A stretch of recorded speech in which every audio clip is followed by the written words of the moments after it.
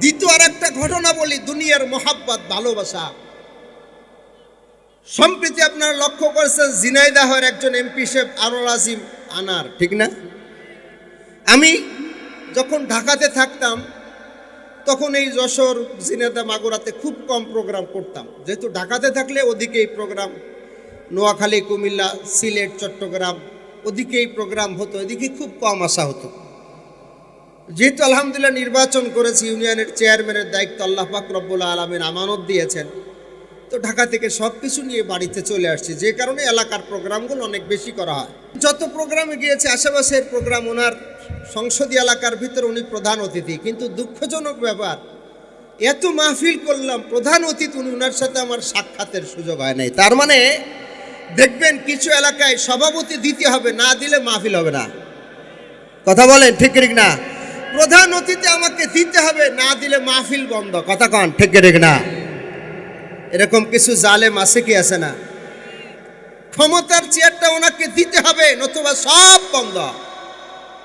কথা বলেন। উনি বিদেশে গেছে চিকিৎসার জন্য, ভালো কথা। আচ্ছা, আবার হোটেলে মহিলা নিয়ে গেল। কথা কন। ডিবি হারুন সাহেব কি বললেন?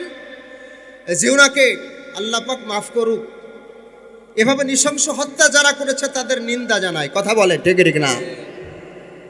যে তার হাড্ডিগুলো আলাদা করা হয়েছে, গোশতগুলো আলাদা করা হয়েছে, টুকরা টুকরা করা হয়েছে, আবার মশলাও দেওয়া হয়েছে, হলুদ দিয়েছে, যাতে করে যদি কেউ ধরে বলবে যে এটা কোনো প্রাণীর গোশত, গরুর গোশত বা ছাগলের গোশত। এত বড় একজন সংসদ, আজকে তার একটা অঙ্গ প্রত্যঙ্গ আজকে নাই। কথা বলে ঠিক ঠিক না?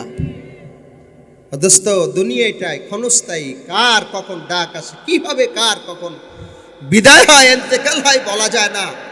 এই জন্য এদিক সেদিকে যারা ঘোরাফেরা করছেন, আজকের রাত জীবনের শেষ রাত মনে করে সবাই জান্নাতের বাগিচার ভিতরে চলে আসি। আল্লাহ সবাইকে কবুল করেন। জোরে বলেন আমিন, মোহাব্বতের সাথে বলেন আমিন। তো তেলাওয়াত কিন্তু আয়াতে কারিমার ভিতরে প্রথম নম্বর আলোচ্য বিষয় ওয়াহুয়া মুমিন, ঈমান অবস্থায়। আল্লাহ তাআলা বলেন যে ব্যক্তি ঈমান অবস্থায়, এখন ঈমানদার কাকে বলা হয়? ঈমানদার কাকে বলা হয়? ঈমানদার বলা হয়, আপনাদের বুঝতে অসুবিধা হচ্ছে নাকি কষ্ট হচ্ছে? একটু খেয়াল করি। ঈমানদার বলা হয় ওই সমস্ত পুরুষ এবং নারী যারা আল্লাহ এবং তার রাসূল আনিত যাবতীয় বিধিবিধান মনে প্রাণে বিশ্বাস করে এবং তদ অনুযায়ী আমল করে, তারা হলো ঈমানদার। সুবহানাল্লাহ বলবেন না? আল্লাহ এবং তার রাসূল আনিত যাবতীয় বিধিবিধানকে মনে প্রাণে বিশ্বাস করে, তদ অনুযায়ী কি করে? আমল করে। দোস্তা, আল্লাহ এবং রাসূল আনিত বহু বিধান আছে, আমাদের মনে প্রাণে বিশ্বাস হয় না। কথা বলে ঠিক না? মনে প্রাণে যদি বিশ্বাস হতো, আজকে সমাজে কোনো চোর থাকতো না, ডাকাত থাকতো না, সন্ত্রাস থাকতো না। কথা বলে ঠিক না? এরপরে ঈমানদার কাকে বলে গেল, ঈমানদার কত প্রকার, কি কি? সৈয়দ আহমদ জুরজানি রহমাতুল্লাহি আলাইহি তিনি তার কিতাবের ভিতর লিখেছেন ঈমানদার হলো 5 প্রকার। ঈমানদার কয় প্রকার? আরো জোরে বলেন, কয় প্রকার? ঈমানদার হলো 5 প্রকার। 1 নম্বর হলো ঈমানে মাহফুজ, ঈমানে মাহফুজ, সংরক্ষিত ঈমান। 2 নম্বরে ঈমানে মাসুম, নিষ্পাপ ঈমান। 3 নম্বরে ঈমানে মাকবুল, গ্রহণযোগ্য ঈমান। 4 নম্বরে ঈমানে মাওকুফ, ঝুলন্ত ঈমান। আর 5 নম্বর হলো ঈমানে মারদুদ, বাতিল ঈমান, যেই ঈমান আল্লাহ তাআলার দরবারে কবুল হবে। তাহলে 1 নম্বর ঈমানে মাহফুজ, সংরক্ষিত ঈমান। এই ঈমান কাদের? আল্লাহ রাব্বুল আলামিনের সমস্ত ফেরেশতাদের ঈমান, ঈমানে মাহফুজ, আল্লাহ রাব্বুল আলামিনের পক্ষ থেকে সংরক্ষিত। জোরে বলেন সুবহানাল্লাহ। ফেরেশতাদের ঈমান, সংরক্ষিত ঈমান। 2 নম্বর হলো ঈমানে মাসুম, নিষ্পাপ ঈমান, যেই ঈমানের ভিতরে কোনো কি নাই, ভেজাল নেই, নবীদের ঈমান। সুবহানাল্লাহ বলেন। 3 নম্বর হলো ঈমানে মাকবুল, গ্রহণযোগ্য ঈমান। বলে গ্রহণযোগ্য ঈমান কি? বলে গ্রহণযোগ্য ঈমান হলো ওই সমস্ত নারী এবং পুরুষ যাদের আকীদা বিশ্বাসের ভিতরে শিরিক নাই, কুফর নাই, বেদাত নাই, তাদের ঈমান হলো ঈমানে মাকবুল। জোরে বলেন সুবহানাল্লাহ। যাদের ঈমানের ভিতরে কি নাই? শিরিক নাই, যাদের ঈমানের ভিতরে বেদাত নাই, যাদের ঈমানের ভিতরে কুফর নাই, তাদের ঈমান হলো আল্লাহ তাআলার দরবারে গ্রহণযোগ্য ঈমান। জোরে বলেন সুবহানাল্লাহ। যাদের ব্যাপারে আল্লাহ তাআলা বলছেন ওয়াল্লাযীনা আমানু আশাদ্দু হুব্বান লিল্লাহ।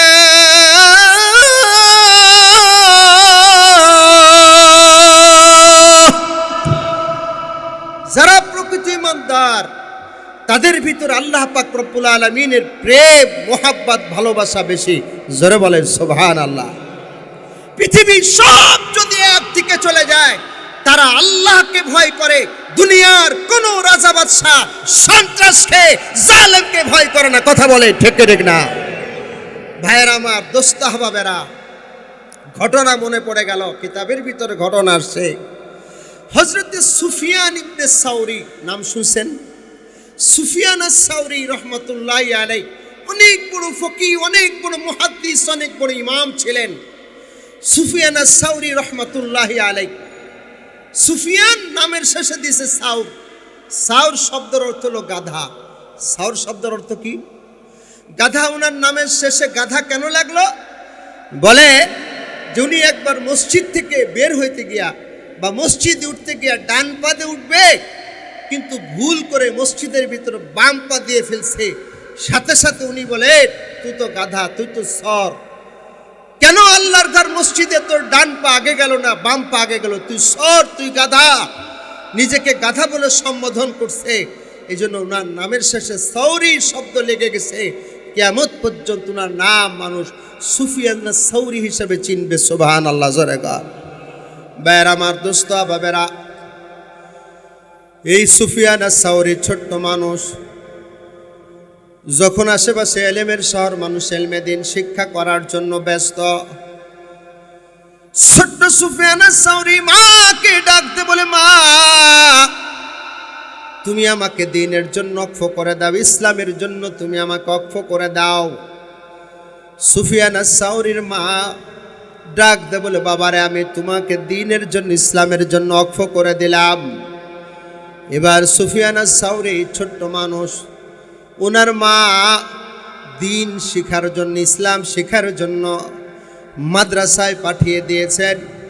মাদ্রাসায় পাঠিয়ে দিয়েছেন, বলে বাবা ইসলাম শিখার জন্য, দ্বীন শিখার জন্য, দ্বীনের জন্য তোমাকে আমি ওয়াকফ করে দিলাম, তুমি আর বাড়িতে ফিরে আসবে না। এবার সুফিয়ান সাউরি ছোট্ট মানুষ মাকে রেখে আল্লাহর বান্দা ইলমে দ্বীন শিক্ষা করার জন্য উনি চলে গেছেন। অনেক বড় বড় মুহাদ্দিসিন হযরত, অনেক বড় বড় উস্তাদের কাছ থেকে ইলমে দ্বীন শিখছেন। 1 বছর নয়, 2 বছর নয়, লাগাতার 19 বছর ধরে ফিকহের ইলম, কোরআনের ইলম, তাফসীরের ইলম, বিভিন্ন বিষয় জ্ঞান অর্জন করে, পাণ্ডিত্য অর্জন করে 19 বছর পর আল্লাহর বান্দা বাড়িতে ফিরে আসছে মার সাথে সাক্ষাতের জন্য। কত বছর পর? 19 বছর পর। আস্তে আস্তে যখন উনি বাড়িতে পৌঁছেছেন, তখন রাতের বেলা ঘরের দরজার ভিতর নক করেছে মা। দরজা খুলে দাও। মা ঘরের ভিতর থেকে ডাক দেয়, বলে তুমি কি? বলে মা আমি সুফিয়ান। বলে তুমি সুফিয়ান, তুমি কি জন্য আসছ? বলে মা গো, আজকে 19টা বছর ধরে ইলমে দ্বীন শিক্ষা করার পর আপনার সাথে দেখা করার জন্য আসছি, আপনার সাথে মোলাকাতের জন্য আমি আসছি। ও মা, 19টা বছর পর্যন্ত আপনার চেহারাটা দেখতে পারি না রে মা। মা সাথে সাথে দরজার কাছে এসে ডাকতে বলে, না ওরে সুফিয়ান, যাও তোমাকে তো আমি দ্বীনের জন্য ওয়াকফ করে দিয়েছি, তোমাকে তো আমি ইসলামের জন্য ওয়াকফ করে দিয়েছি। বাবারে চলে যাও, তোমার সাথে আমার সাক্ষাৎ হবে না, তোমার সাথে আমার সাক্ষাৎ হবে কিয়ামতের কঠিন ময়দানে। এই দুনিয়াতে তোমার সাথে আর আমার সাক্ষাৎ হবে না।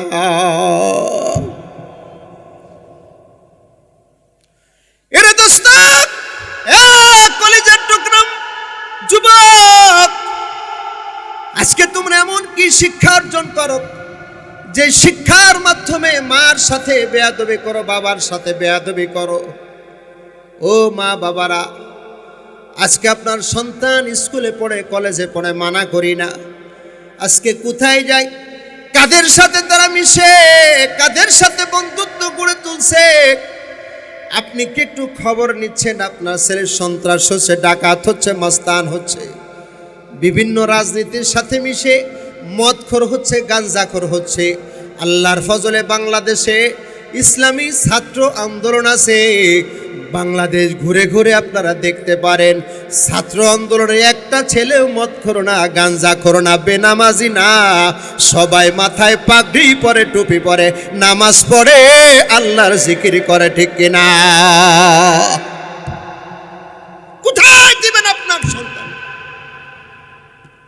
ভাইরা আমার, দোস্ত বাবেরা, সুফিয়ান আস-সাওরি ডাকতে বলে, মা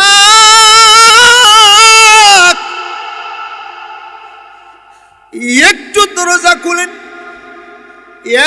এক নজর আপনার চেহারার দিকে শুধু তাকাবো, এরপর আমি আবার চলে যাব। মাগো বলে, না বাবা না, তোমাকে আমি দ্বীনের জন্য ওয়াকফ করে দিয়েছি, দেখা হবে কিয়ামতের ময়দানে, তুমি চলে যাও। হযরত সুফিয়ান আস-সাওরি মাকে ছেড়ে, বাড়ি ছেড়ে, চোখের পানি ফেলে কাঁদতে কাঁদতে সুফিয়ান আস-সাওরি আল্লাহর ওলিদের সাথে মিলিত হয়েছে। কাবা বাইতুল্লাহ তওয়াফ করে, আল্লাহর ওলিদের সাথে মোলাকাত করে, দেখা সাক্ষাৎ করে চলে। সেই দেশের বাদশাহ অন্যায় করে, অপরাধ করে, বাদশার বিরুদ্ধে ফতোয়া দিয়েছে। সে বাদশাহ এই অপরাধ বাদশাহ করেছে, এই অপরাধ বাদশাহ করেছে। ফতোয়া দেওয়ার সাথে সাথে এবার বাদশার পক্ষ থেকে হুলিয়ানামা জারি করা হয়েছে। মক্কার যিনি গভর্নর, তার কাছে চিঠি লিখে পাঠিয়েছে, এ মক্কার গভর্নর, দেরি করবা না, তাড়াতাড়ি সুফিয়ান আস-সাওরিকে গ্রেফতার করে বন্দি করে রাখো, ফাঁসির মঞ্চ তৈরি করো, মক্কার পাশে, কাবা বাইতুল্লাহর পাশে ফাঁসির মঞ্চ তৈরি করো। আমি রওনা দিচ্ছি, আমি এসেই সুফিয়ান আস-সাওরিকে ফাঁসির কাস্টে নিজে হাতে ঝুলাইয়া দিব। কেন? বাদশার বিপক্ষে সে ফতোয়া দেয়, কেন বাদশার বিপক্ষে বক্তব্য দেয়? ওরে দোস্ত, ওলামা ইকরাম গদির লোভ করে না, ওলামা ইকরাম ক্ষমতার লোভ করে না, ওলামা ইকরামের চেয়ারের লোভ করে না। আরে বাংলাদেশে আজকে এরকমভাবে 12 জন চেয়ারম্যান ইসলামী আন্দোলন বাংলাদেশের থেকে হয়েছে। এবছর আল্লামা খালেদ সাইফুল্লাহ সাহেব উপজেলার চেয়ারম্যান নির্বাচিত হয়েছে। বাংলাদেশে বহু আলেম এই বছর উপজেলার ভাইস চেয়ারম্যান হয়েছে। এরে দোস্ত, আমরা ক্ষমতার লোভে, চেয়ারের লোভে, টাকা পয়সা কামায়ের লোভে আমরা এগুলো করি না, আমরা এটাকে ইবাদত মনে করি। নবীরা এরকমভাবে বাদশাহ ছিলেন, পয়গম্বর সুলাইমান বাদশাহ ছিলেন, দাউদ আলাইহিস সালাতু ওয়াস সালাম বাদশাহ ছিলেন, বিশ্ব নবী বাদশাহ ছিলেন, খলিফাতুল মুসলিমিন হযরত আবু বকর সিদ্দিক বাদশাহ ছিলেন, উমর ইবনুল খাত্তাব অর্ধ জগতের বাদশাহ ছিলেন, ওসমান গনি বাদশাহ ছিলেন। আল্লাহু আকবার। নবুয়তের দায়িত্ব বাদশাহী, আমরা আমাদের দায়িত্ব আমানত মনে করে চেয়ারম্যানই করে, এখান থেকে লক্ষ লক্ষ টাকা, কোটি কোটি টাকা ইনকাম করব, এই উদ্দেশ্য আমাদের চেয়ারম্যানদের না। আমার দোস্ত বাবারা, যদি আপনাদের বিশ্বাস না হয়, আমি ভাড়ার টাকা দিয়ে দিব, চলেন আমার ইউনিয়নে। 2 বছর 2.5 বছর হয়েছে, আলহামদুলিল্লাহ। খোঁজ নিয়ে দেখেন, এই পর্যন্ত 5-7 বছরে যেই কাজ করতে পারে নাই, অল্প সময় তার থেকে বেশি কাজ করেছে আলহামদুলিল্লাহ। ইউনিয়নের হিন্দুরা পর্যন্ত খুশি, হিন্দুরা পর্যন্ত ডেকে ডেকে আমাকে নিয়ে, ওরা তো আর পর্দা বোঝে না, নির্বাচনে তাকাইছে মুরব্বীরা ডেকে নিয়ে ঘরের ভিতর হোক, এ বৌমা তোমরা কোথায় আসো, এই যে মুফতি উসমান গনি হাত পাখা নিয়ে দাঁড়াইছে, তোমরা ভোটটা কিন্তু হাত পাখায় দিবা।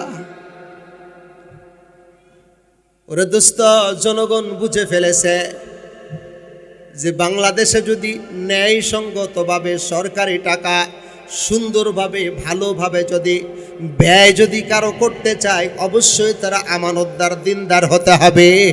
আর ইসলামী আন্দোলন দিনদার আমানতদারিতার ক্ষেত্রে তারা এগিয়ে আছে, জোরে বলেন ঠিক কিনা? বেজার হইতেছেন আপনারা?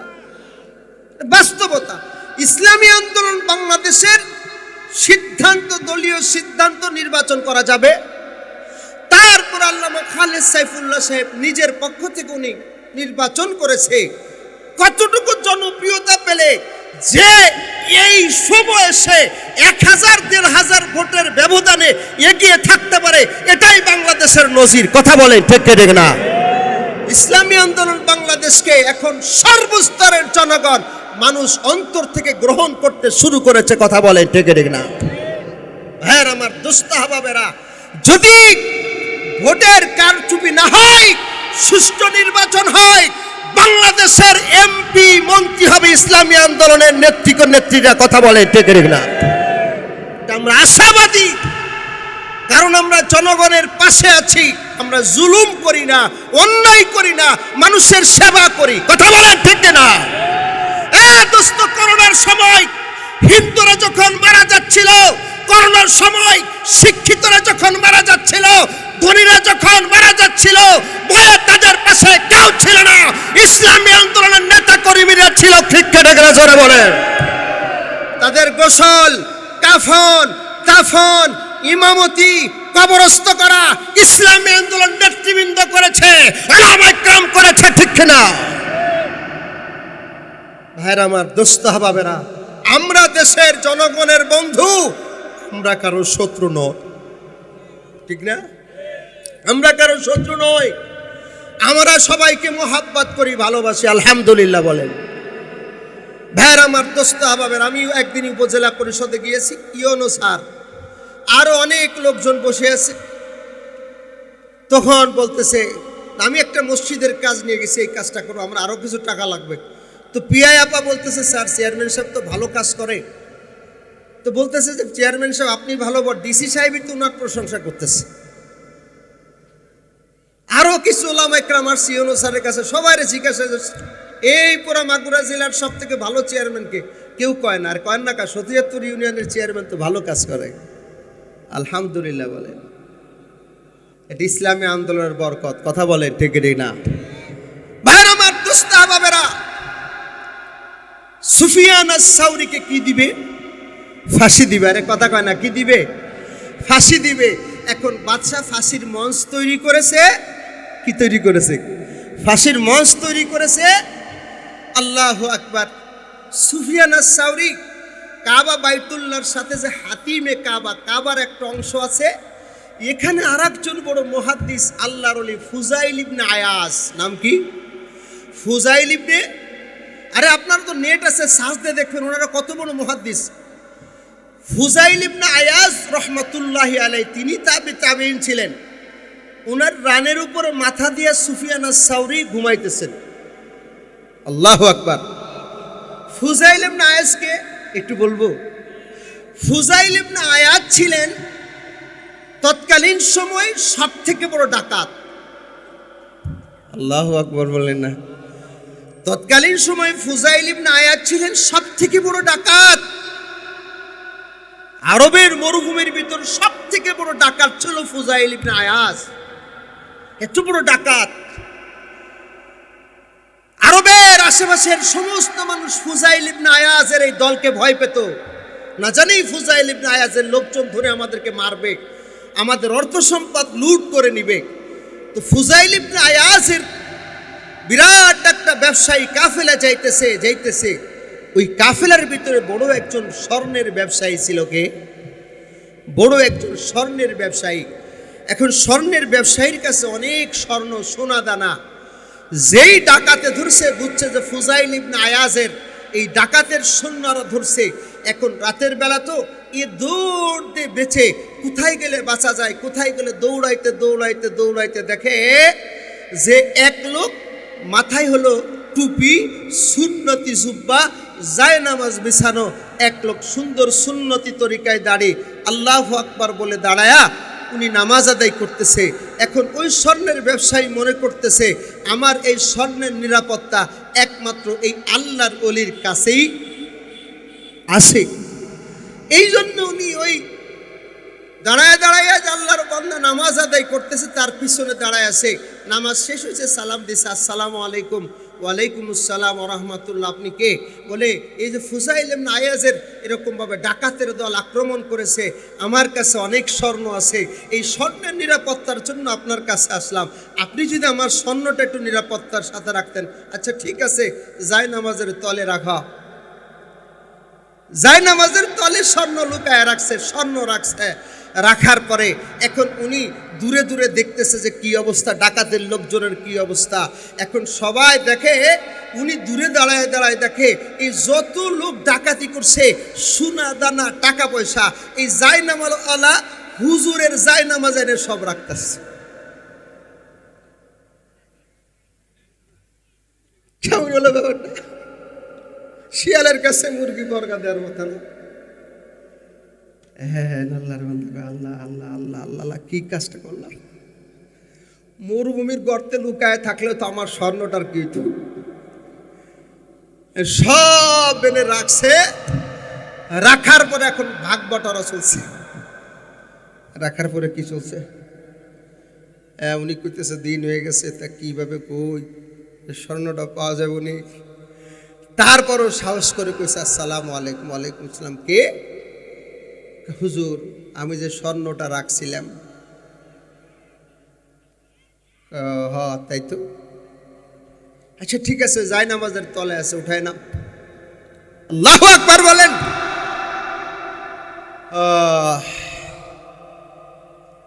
স্বর্ণ নিয়ে যখন চলে যাইতেছে, অন্য ডাকাতরা বলে স্যার কাজটা করলেন কি? এত কষ্ট করে আমরা ডাকাতি করে আনলাম, স্বর্ণ ভাগ করলেন, আর আপনার যায় নামাজের নিচ থেকে স্বর্ণ দিয়ে দিলেন, কারণ কি? তখন ফুজাইল ইবনে আয়াজ বলে শোনো, এই লোকটা যখন আমার কাছে স্বর্ণ রাখছে তখন তো আমার মাথায় নবীর সুন্নতি টুপি, আল্লাহ, আমার শরীরে তখন তো সুন্নতি জুব্বা। এই লোকটাকে যদি আমি আজকে স্বর্ণ না দিয়ে ফেরায় দিই, কিয়ামত পর্যন্ত এই লোকটা ভাববে এবং অন্য লোকদেরকে বলবে জুব্বা টুপি মাথায় দেয় যারা, তারা খারাপ। শুনো, যেহেতু যেই মুহূর্তে আমি নামাজে ছিলাম, ইবাদতে ছিলাম, সেই মুহূর্তে তো সে আমাকে আল্লাহর ওলি মনে করেছে।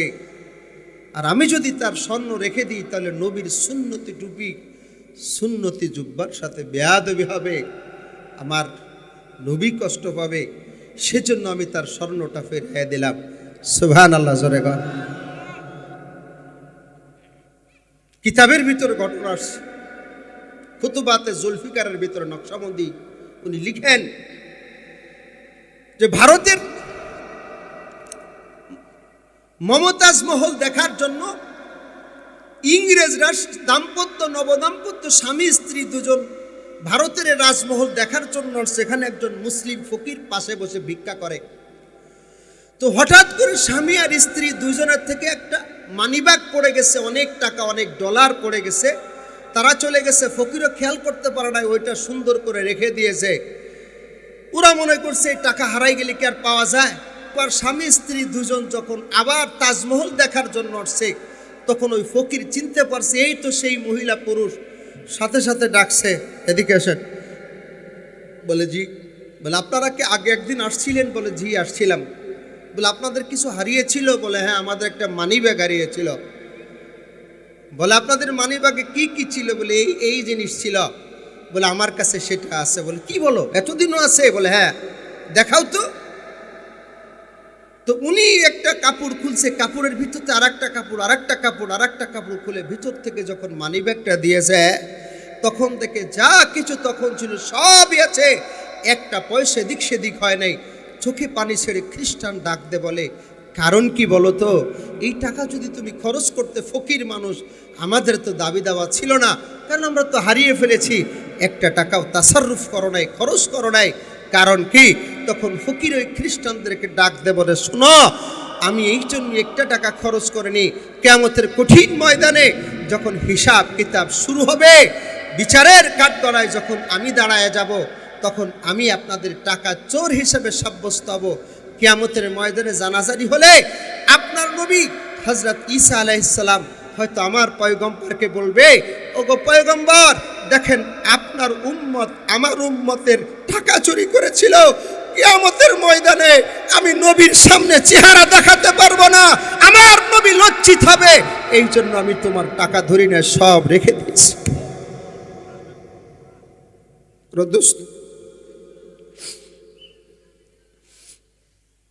ফুজাইল ইবনে আয়াজের এইটা আল্লাহর কাছে বড় পছন্দ হয়েছে, এত বড় ডাকাত। আল্লাহর বান্দার অবস্থার পরিবর্তন হয়ে গেছে। ফুজাইল ইবনে আয়াজ এমন হয়েছে যে উনি ডাকাতি করতে গেলে মানুষ থরথর করে কাঁপত। ফুজাইল ইবনে আয়াজের তওবার ঘটনা তাফসীরের কিতাবের ভিতর আসছে। একজন কারি সাহেব কোরআন তেলাওয়াত করতেছে, উনি গেটের বাইরে গিয়া কোরআন তেলাওয়াত করতেছে, আলাম ইয়ানিনিল্লাযিনা, এই আয়াত যখন পড়তেছে, এখনো কি ফিরে আসার সময় হয় নাই? উনি ঘরের দরজা নক করেছে, বলে হ্যাঁ আমার ফিরে আসার সময় হয়েছে, দরজা খোলো। বলে কি? কয় দরজা খুলো। তো বলে কে আপনি? বলে দরজা খুলো। দরজা খোলার সাথে সাথে দেখে ফুজাইল ইবনে আয়াজ বড় ডাকা। আল্লাহর ওলি ফুজাইল ইবনে আয়াজ বলে, আপনি আবার তেলাওয়াত করেন। আবার তেলাওয়াত শুরু করেছেন। কোরআনে কারিমের তেলাওয়াত শুনে কাঁদতে কাঁদতে কাঁদতে কাঁদতে আল্লাহর বান্দা বলে, আল্লাহ ফিরে আসার সময় হয়েছে। সাথে সাথে তরবারি ভেঙে ডাকাতি ছেড়ে দিয়েছে। এবার এরকম হাজার হাজার মানুষের টাকা পয়সা চুরি করেছে। উনি টাকা চুরি করতেন, লিখে রাখতেন কোন কাফেলার টাকা চুরি করেছে, কোন দেশের মানুষের টাকা চুরি করেছে। উনি টাকা পয়সা নিয়ে মানুষের বাড়ির গেটের ভিতরে নক কত, ভাই আপনাদের কোনো টাকা আমি চুরি করেছিলাম? বলে হ্যাঁ, নেন এই টাকা দেয়া দিলাম। এভাবে উনি উনার সাধ্যমতো চেষ্টা করেছে। পৃথিবীতে যত মানুষের তৎকালীন সময় চুরি করেছে, সবার টাকাগুলো ফেরত দেওয়ার চেষ্টা করেছে। জোরে কোন সুবহানাল্লাহ। এই ফুজাইল ইবনে আয়াজ পরে অনেক বড় বুজুর্গ হয়েছে, আল্লাহর ওলি হয়েছে। এই ফুজাইল ইবনে আয়াজ সবসময় মক্কার ভিতরে পড়ে থাকতো, কাবা বাইতুল্লাহর তওয়াফ করতো, কাবা বাইতুল্লাহর ভিতরে মালিকরে ডাকাডাকি করতো, কান্নাকাটি করতো। তো উনি ঘুমাইতেছে, উনার রানের উপর মাথা দেয়া সুফিয়ান আস-সাওরি রহমাতুল্লাহ আলাইহি ঘুমায়। জোরে কন্না সুবহানাল্লাহ। তো হঠাৎ করে খবর যখন মক্কার ভিতরে ছড়িয়ে পড়েছে, আরেকজন সুফিয়ান ইবনে উয়াইনা, নাম কি? সুফিয়ান ইবনে উয়াইনা, তিনিও মুহাদ্দিস। উনি ফুজাইল ইবনে আয়াজের ছাত্র। সুবহানাল্লাহ বলে। আব্দুল্লাহ ইবনে মুবারক রহমাতুল্লাহ আলাইহি, উনি ফুজাইল ইবনে আয়াজের ছাত্র। আল্লাহু আকবার। ডাকাত কত বড় আল্লাহর ওলি হয়েছে। তো উনি ঘুমায় রয়েছে। এবার সুফিয়ান ইবনে উয়াইনা উনার মাথায় হাত দিয়ে বলে, সুফিয়ান আস-সাওরি আপনি তাড়াতাড়ি মক্কা থেকে পালায় যান। উনি ঘুমায় আছে, উঠে না, তাড়াতাড়ি উঠেন, আপনি মক্কা থেকে পালান, বাদশা আসতেছে, আপনার জন্য ফাঁসির মঞ্চ তৈরি করা হয়েছে, আপনাকে হত্যা করবে। তো উনি ঘুম থেকে উঠে না, উঠে না, উঠে না। যখন গুরুত্ব সহকারে বলছে এই ঘটনা, সাথে সাথে সুফিয়ান ইবনে সাওরি উনি উঠছে, চোখ মুছতে মুছতে মুলতাজাম ধইরা মুলতাজামের কাছে গিয়ে ডাইরেক্ট দোয়া করে, আল্লাহ আপনার সাথে আমার একটা বন্ধুত্বর সম্পর্ক ছিল, আপনার সাথে আমার একটা ভালোবাসার সম্পর্ক ছিল। ওই জালেম বাদশা যদি মক্কার ভেতরে আসে, তাহলে আপনার সাথে আজকে থেকে আর আমার বন্ধুত্বের সম্পর্ক থাকবে না। আল্লাহ আল্লাহর সাথে কত গভীর সম্পর্ক হলে কথা বলতে পারে। ওই যে একজন আল্লাহর ওলি, বৃষ্টি হয় না, অনাবৃষ্টি, সবাই যে বলে আল্লাহর ওলি আপনি আমাদের জন্য দোয়া করেন, বৃষ্টি নেই। আল্লাহর ওলি বলে শুনেন আমি তো গুনাহগার, আমি কি পারি? বলে না হুজুর দোয়া করেন।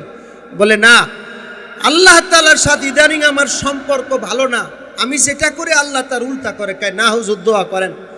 মুরিদদের সাথে সাথে কইছে নে আমার রুমালটা ধুয়া দে, রুমালটা শুকাইলে এক জায়গায় বেড়াইতে যাব।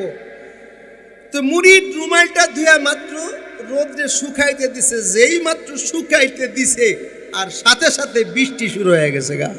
আল্লাহু আকবার। তখন বলে যে দেখো আল্লাহর সাথে আমার সম্পর্ক।